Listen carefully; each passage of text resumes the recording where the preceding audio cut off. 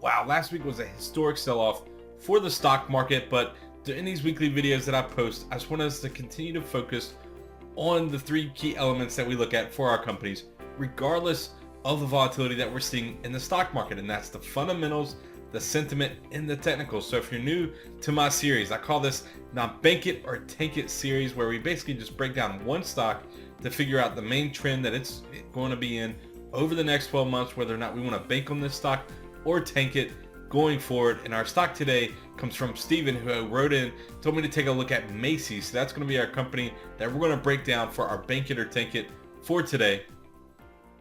Now, again, I want to break down for these companies when we go through them week to week. What we're really trying to figure out is whether or not these are stocks that we're going to be bullish on or bearish over the next 12 months. And then from there, we can apply a trading philosophy to either buy the dips or sell the tops to play these key trends that I'm going to point out when we get to the chart.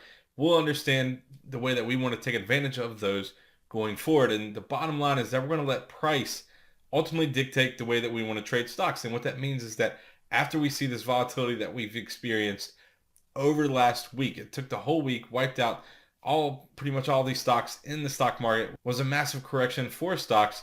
But we're going to continue to stay diligent and focus on our key levels that we pinpoint in these charts in the overall analysis that helps us determine whether or not these are stocks that we want to bank on or tank. And I've been providing some updates on Twitter. So if you're not on Twitter yet, go ahead and follow me on Twitter at ChatShootGuru. And you can use the hashtags bank it or tank it to let me know what you're banking or tanking after this volatile week. And you can also leave me a comment on Twitter for stocks that you want me to take a look at. If you leave me a comment there, I'll be sure to give you my quick take right away and kind of let you know what I'm seeing for that stock just in general. But also leave me your comments under this YouTube video. Scroll below.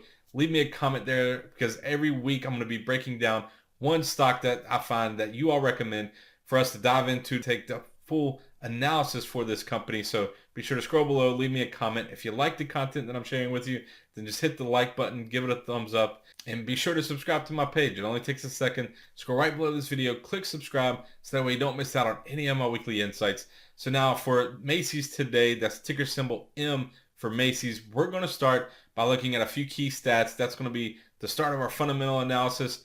Then we're going to look at some quick comps, and we'll get into the sentiment readings, and then we'll dive into the charts to ultimately figure out whether or not we want to bank or tank Macy's over the next 12 months. So let's take a look at the key stats.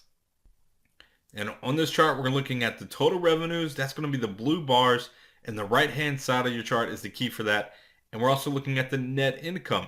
That's the line going through the graph, and that's on the left-hand side for the key for that. So let's start by just taking apart the revenues. When we look at, this is going from 2016 through the expectations of 2023. So 2017, 18, 19, 20, 21, 22, and 23. But when we look at this, there's a clear trend here of not only the expectations of revenues continuing to fall, but over the last 4 years or so, revenues have really just steadily declined. We had a little bit of a bounce in 2019, but we can see in the latest earnings for the 2020 in February that the drop in revenues is continuing, and then you can see the expectations looking for a pretty severe drop in 2021, and then slower in 2022 and 2023. What's interesting though is that net income, while it has the same general trend of a downward sloping in income, you see that it had a nice jump in 2018, then a dip in 2019, 2020, but the expectations, even though revenue is expected to fall off a cliff, net income is expected to take a slight dip higher and then kind of stay steady over 2022 and 2023. So one thing to keep in mind when you're looking at a big retail giant like Macy's, this is a brick and mortar retailer. We've seen a lot of these companies go under, and that's kind of where a lot of people are on Macy's right now. They're wondering if this is another stock that's going to have to fold. Well, you'll notice that I don't really get into the big story, the big picture that's going on here. We dive into the numbers. We look at what the key stats are showing us, what the key sentiment readings, which are also going to be numbers, and then the price chart, which to me, price is everything. Because if the price does not really coincide with what we're seeing in the fundamentals or the sentiment, then there's typically a reason for that. And price tends to lead the fundamentals. So if Macy's stock starts turning higher, it'll actually happen before these revenue numbers start to turn up. And that's one thing we want to keep in mind as we go through my approach for these bank it or tank it videos. It's because I'm a numbers guy. So we're going to hone in on these numbers quite a bit. And that's one thing I want you all to take away from these banks that are taking videos is that we're really diving into the numbers and letting those tell us the story. Because I know there's a lot going on with Macy's. They're closing stores. They're seeing their online sales continue to grow. But there's a lot of competition out there, and they still have several brick and mortar stores that they're looking to continue to close and continue to find their most successful stores to streamline their profits. But what the numbers do is they basically cut through all the drama, all through the headlines, and look at actually how a company is doing. Because regardless whether you follow the story for the company, the management for the company, or just the general trends, you go out to the store and you see that there's people in your store at a Macy's, that really doesn't tell you anything about the company. Because so if you're following management, they could have success at one company, but the whole story, everything that's going into that company, the timing, the background, everything that was working right for them there made them this great manager. If they come over to this new company as the CEO looking to turn it around, it almost never works because that management was just in the right spot at the right time at the other company that they were working for. And then when they switched over to this one, now they're trying to really have a massive turnaround and to help lift a ship that's partly sinking in the water as we speak.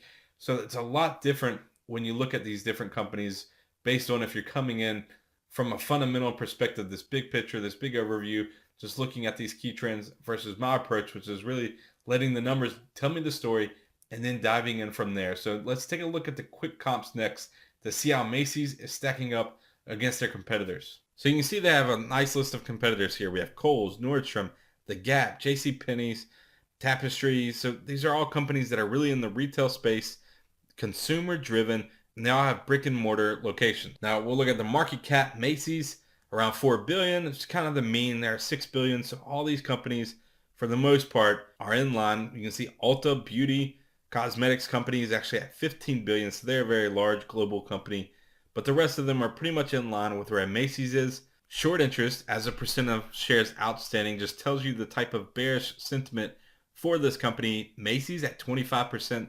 That's pretty high for most stocks. You can see the mean for these stocks is just 10.5%.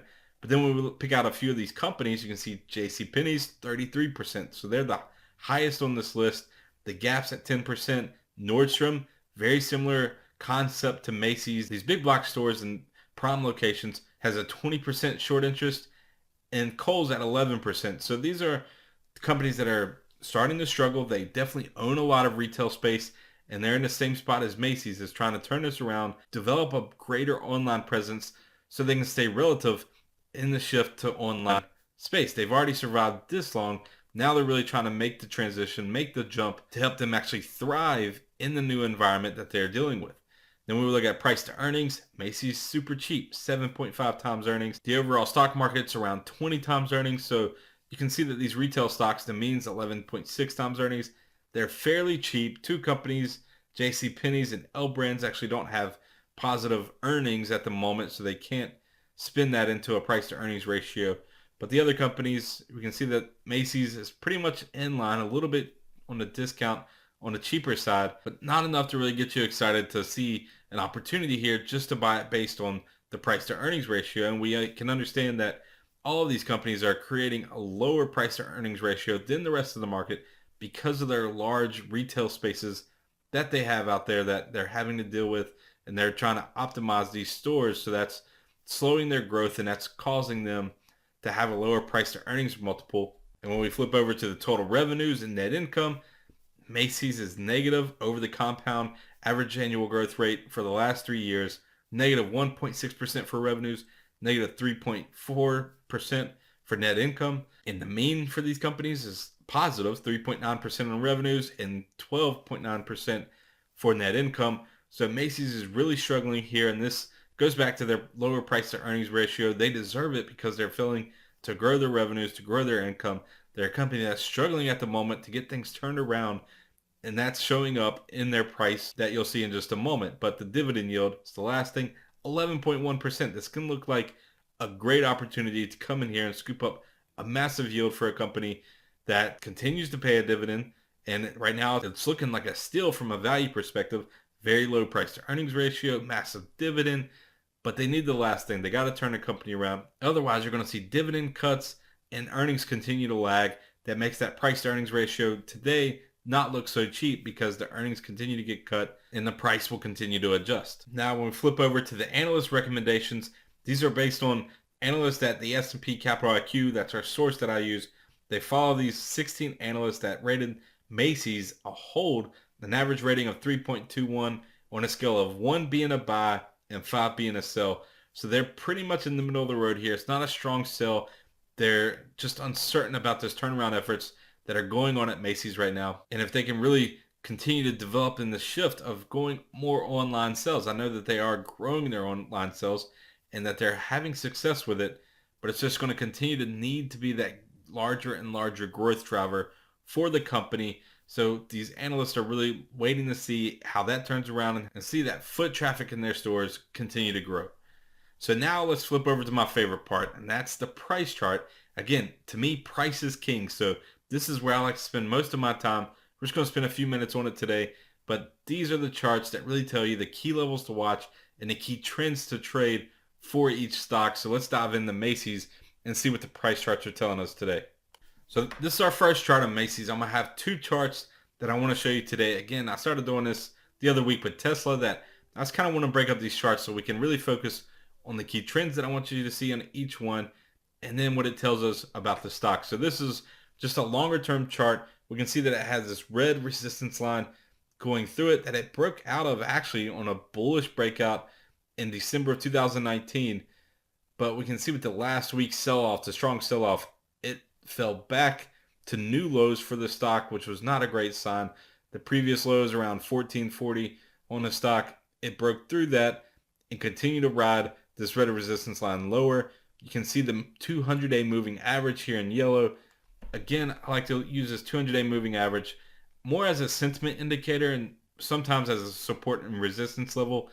But sentiment-wise, if the 200-day moving average is trending lower like it is, and then the price is below it, that's a bearish sentiment reading for the stock. And that's exactly what we have going on for Macy's right now. And the 200-day moving average sort of acted as resistance. It didn't get all the way up to the 200-day moving average for it to actually be the strong resistance level.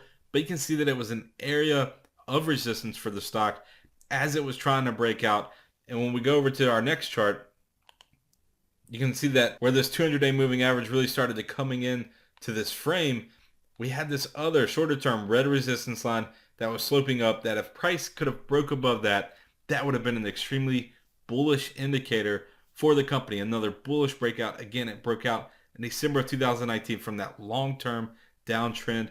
And then if it would have broke out of this short-term resistance line, that would have been an extremely bullish sign for the stock. But it failed to do so. And you can see the 200-day moving average is just coming in here as just added resistance for the stock. And then we had this green support line that was going through here, being tested quite a few times over the last several months. But last week, it blew right through that. And I brought this up on Twitter that there was a lot of stocks, almost all the stocks that you follow, they lost a key support level during that massive rout in the stock market. These stocks were blowing through some support levels, but it's not time to panic. And I don't want you to get afraid when we see a stock blow through a support level, because the trends, the overall trends for these companies, especially the ones that I talk about in these Bank It or Tank It videos, that's really what we want to focus on, the overall trends, and then that's how you want to trade the stock. So for Macy's, that's what we're trying to figure out today, the overall trend, and then ultimately we'll understand how we want to trade this stock. So now it's time to run through our checklist for Macy's, and we'll start with the fundamentals. When we looked at the net income in the revenue for the stock, it was slipping, it was going lower, and without seeing that turnaround, without seeing the analysts' expectations for a turnaround, there's no way that we can give this a check mark at this time. This is going to get an X because both net income and revenues are trending lower as I speak. And then when we looked at the sentiment, it had a hold based on the analyst recommendations, but the stock was easily under a downward sloping 200-day moving average. So it's going to get an X mark for that as well. And then when we looked at the price chart, our technical analysis, we were looking at the key trends. It broke out of a downtrend in December of 2019, but it failed to hold at least the short-term uptrend. And then the new lows that it made based on the route last week for the stock market that helped push Macy's back below to a new low means that it's setting lower lows on the stock. So the trend is still to the downside for Macy's. So it gets an X for the price chart today. And that means that Macy's ended up with 3 X's. So it's going to be a stock that stays on our ticket list for today. Now, I just wanted to remind you that this is a stock that Steven brought up back in January. I threw it in a quick take segment that at the time I told you to tank it because of the fundamentals, just a price chart that I looked at really quick. It wasn't a stock that I would have bought then. So today we took a deeper dive into the company, and it's still on my tank list for now. But we're going to dive back into the price chart in just a moment to get my 12-month price target for the stock. But before I do, I just want to give you one last chance. Go right below this video, click subscribe so that we don't miss out on any of these insights on individual stocks that we go through each and every week. Don't forget to leave me a comment right below this video so that way you can tell me what stocks you want me to feature in a bank it or tank it analysis in the coming weeks. And follow me on Twitter at ChatShootGuru. I want to keep this conversation going on Twitter because just like last week, there was a lot going on in the stock market. So with these stocks that we review in our bank it or tank it videos, be sure to just bring up the conversation on Twitter. Let me know what you're banking. Let me know what you're tanking. You can use the hashtags bank it or tank it and just jump on Twitter and make sure you mention me in your comments. And I'll be sure to chime in and let you know what I think about the stocks, what the charts are telling me, or just give you some quick analysis on the companies from what I've seen from our bank it or tank it point of view. So now let's dive back into the price chart today to get our price target for Macy's. So I have a lot going on in this chart, but I wanted to feature it all in one chart. So when we come to figuring out our price target, we take it all into consideration. So we have our 200-day moving average here, the long-term red resistance line on the chart, the short-term green support line, short-term red resistance line. So these were all the concepts that we looked at in our previous charts. Now I added in these red dotted lines just to point out the key levels. This was the low back in August 2019, and that low held until the rout last week. And then this is right before the gap lower. So this was going to be a key level of resistance on the way up. And that's kind of why I have these arrows highlighting the key levels. Now, what I'm expecting to see in the short term is a bounce this week that could take it back up to this key resistance point at 1412 roughly for the stock. But then we're going to see a continuation of the downtrend because we set new lows. So we're going to set a new lower high. So lower highs, lower lows, that's going to depict the downtrend. And then we're going to come back down and test this longer term resistance line. This is a long-term resistance. It's very steep. So I don't think we're going to break below that, but I think it does come back down here, test that level, and then we see a rebound out of this. So this later rebound will be later in the year, likely before the election, but sometime over the summer, we're going to see a rebound. This is probably after the coronavirus. All that news goes out of the window. Then we're just kind of setting up for the next presidential election. I think we'll see a rally heading into that. So this will take place over several months.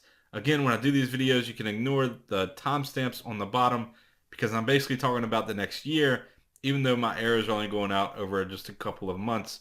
So I expect that uptrend to really last a few months and take some time to play out for Macy stock. But again, those key levels are what we'll be paying attention to. And then once we get back up to this red resistance line, there's two things that I can see happening. For one, we're going to see it break out above that level and then shoot higher and get back up to about $19 a share. The previous spot we're at a gap lower, and that's going to act as resistance. But we can see that massive run up as a post-election bounce where stocks see some momentum begin to rally higher, and that'll help carry the stocks up to that level. But what we could also see is this hold as a resistance line, and then shares plunge sharply into the single digits. So this first dip, I believe, will stay at $10 or higher before it turns up. So I don't think it'll get into the single digit category for Macy's, but $10 will act as a support. And then this next push lower will send it below $10 a share. It'll become a single digit stock. And this is actually the path that I see happening. And I'm going to give the stock an $8 price target. And with the stock trading around $13 a share, that means I'm expecting the shares to plunge nearly 40% over the next 12 months. That's me going out on a limb here on our bank it or tank it.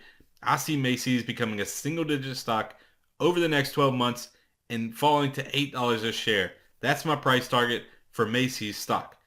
So I know $8 for Macy's seems like a bold call. It's nearly 40% from the current level, even after the sharp drop that we saw last week. But the downtrend is still intact for Macy's. It set a new lower low I think it's going to set a lower high and then roll over from there. So that's my expectations. But again, we highlighted several key levels on the chart. So my analysis can change. And make sure you follow me on Twitter at ChadShoopGuru, because that's where I'll be posting all of my updates on each of these stocks that we use for our Bank It or Tank It analysis, and any stocks that you all feel free to comment on. Just mention it on Twitter. Make sure to mention me and use the hashtags Bank It or Tank It, so that way I'll check them out and I'll be sure to give you my insights and a quick take on those as well. And you can always scroll right below this video and click subscribe so that way you don't miss out on any of my insights, and also leave me a comment so that way I can feature your stock in an upcoming Bank It or Tank It video. So thanks for tuning in today. That's all I have. Until next week, I'm Chad Shoop.